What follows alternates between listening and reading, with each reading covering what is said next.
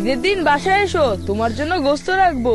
ঈদের দিন সবাই আদর করে, গোস্ত দেয়, কিন্তু বাকি দিনগুলা কেউ জানেও না আমরা কেমনে থাকি, কি খাই, কেমনে চলি। বাসায় এবার বইল কুরবানির চামড়াটা যেন খুব যত্ন কইরা ছাড়ায়। গতবার কসাইরা তোমাকে চামড়া নষ্ট করছিল, ওই নষ্ট চামড়া আমাকে এতিমখানায় দিছিল, কোনো দাম পাই নাই। আর দাম না পাইলে সারা বছর আমাকে লেখাপড়া খাওয়ান দাওয়ানের টাকাই বুকই থেকে।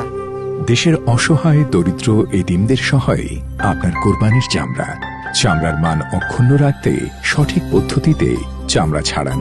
চামড়া আড়াআড়ি কাটার জন্য সুচালু মাথার ছুরি, চামড়া ছাড়ানোর জন্য বাঁকা মাথার ছুরি ব্যবহার করুন।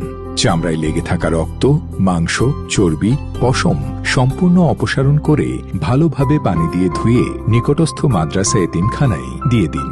কোরবানির চামড়া মাদ্রাসা এতিমখানায় পৌঁছানো মাত্রই তাতে খুব ভালোভাবে লবণ মাখিয়ে সংরক্ষণের জন্য প্রস্তুত করুন। কোরবানির ৩-৪ ঘন্টার মধ্যেই লবণ মাখিয়ে ফেললে চামড়া দীর্ঘদিন সংরক্ষণ করা যায়, ফলে দামও ভালো পাওয়া যায়। চামড়ার গুণাগুণ রক্ষা করতে এবছর সরকার মাদ্রাসা এতিমখানায় বিনামূল্যে লবণ সরবরাহ করবে। কোরবানির চামড়া এবার হাসি ফোটাবে সবার মুখে, আর চামড়াজাত পণ্য অর্থনীতিকে দিবে নতুন গতি। জাতীয় সম্পদ চামড়া রক্ষা করব আমরা।